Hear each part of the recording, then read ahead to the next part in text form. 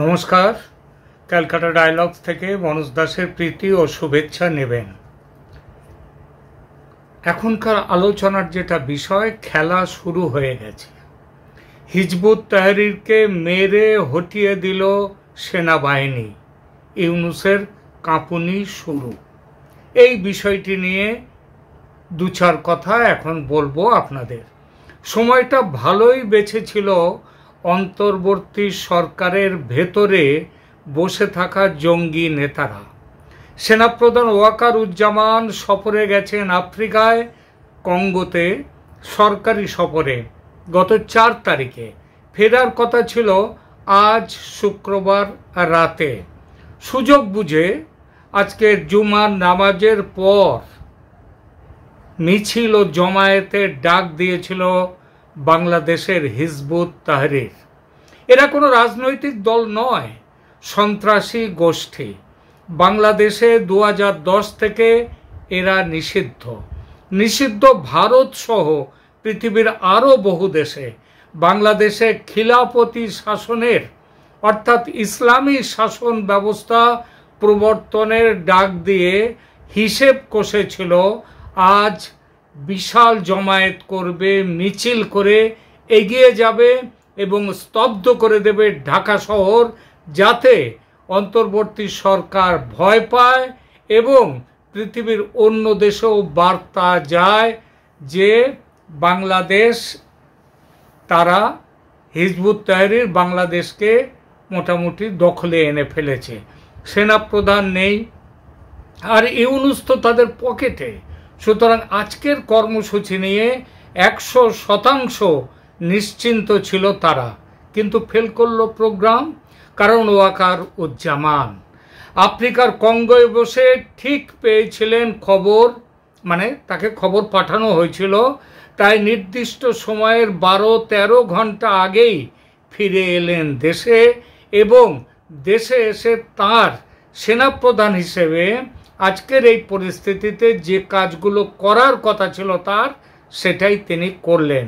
হিজবুতের জমায়েত, আজকের যে জমায়েত যে দুর্বল ছিল তা কিন্তু নয়, বিশাল সমাবেশ ছিল। 28 তারিখে যখন নতুন রাজনৈতিক দল করতে গিয়েছিল নাহিদ ইসলাম এবং সম্প্রদায় ছাত্র, বৈষম্য বিরোধী ছাত্ররা, তাদের যে সমাবেশ ছিল সেই সমাবেশ থেকে মিছিল করে সেদিনের প্রোগ্রামটা ঠিক করার, সফল করার জন্যে তারা এগোতে পারেনি।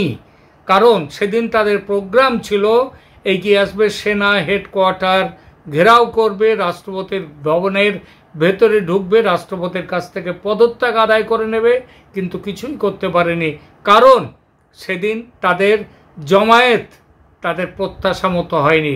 মাত্র যেখানে 3-4 লোক কি 5 লাখ লোকের জমায়েত করবার কথা ছিল, সেখানে বড় জোর 10 থেকে 15 হাজার লোক হয়েছিল সেদিন। আজ কিন্তু হিজবুতের যে জমায়েত, সেটা কিন্তু তা ছিল না। আমাদের সমস্ত ভারতেরও বিভিন্ন সংবাদ সংস্থা তারা বলেছে যে হাজার হাজার কথাটার মানে 2-1 হাজার হয় না, হাজার মানে বেশ কয়েক হাজার। এবং আমাদের একটি সংবাদ মাধ্যম তারা তো বলেছে যে অন্তত 30,000-এর মতো লোক আজকের সমাবেশে হিজবুত তাহরির তারা জমায়েত করেছিল। এই এত বিশাল মানুষ তারা করলো কি, শুক্রবারের জুমার পর তারা নেমে এলো ওখানকার জাতীয় মসজিদ থেকে, বাইতুল মোকাররম থেকে তারা নেমে এলেন, এসে তারা মিছিল করলেন। মিছিল কি অনেকটা কিছুটা এগিয়েও গেল, কিন্তু পল্টন বাজারের কাছে প্রথমে পুলিশ তাদেরকে আটকাবার ব্যবস্থা করেছিল এবং যেখানে প্রথম আটকাবার ব্যবস্থা করলো সেখানে পুলিশের সাথে তাদের কিছুটা ধস্তাধস্তি হয়, পুলিশ তাদের বাধা দেয়। সে বাধা পেরিয়ে তারা এগিয়ে যাচ্ছিল এবং তখন সেনাবাহিনী আসে এবং সেনাবাহিনী এসে তাদেরকে ছত্রভঙ্গ করে দিল। এরপরেও বারবার ছত্রভঙ্গ করার পরেও তারা আবার জেগে উঠছিল।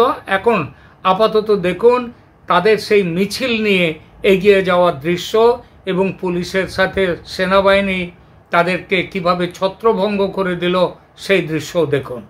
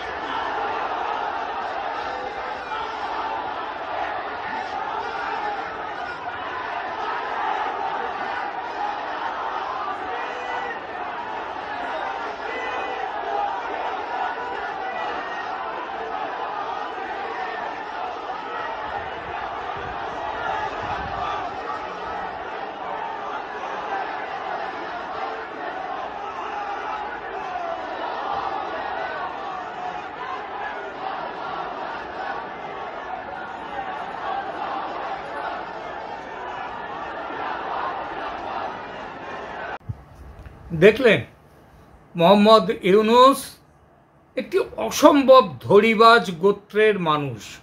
আগে যখন দেশ বিদেশে উড়ে বেড়াতেন তখন নামাজ পড়তেন না, রোজা রাখতেন না, ধর্মপ্রাণ মুসলিম হিসেবে তার কোনোদিন কোনো সুনাম ছিল না। এখন বরং ধর্মহীন মুসলিম হিসেবে তার দুর্নামটা ছিল। এখন ধর্মপ্রাণ মুসলিম সেজেছেন গদিতে টিকে থাকার জন্যে।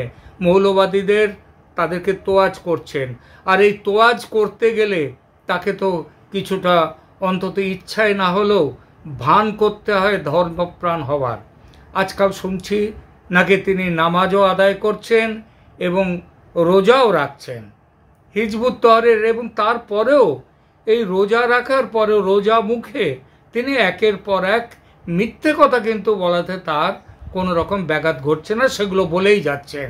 হিজবুত তহরিরের আজকের প্রোগ্রাম ব্যর্থ হতে তিনি বলেছেন হিজবুত নিষিদ্ধ সংগঠন, তাদের কোনো প্রকাশ্য সভা জমায়েত এগুলো করতে দেয়া হবে না, বাংলাদেশে আইনের শাসন প্রতিষ্ঠা করতে হবে।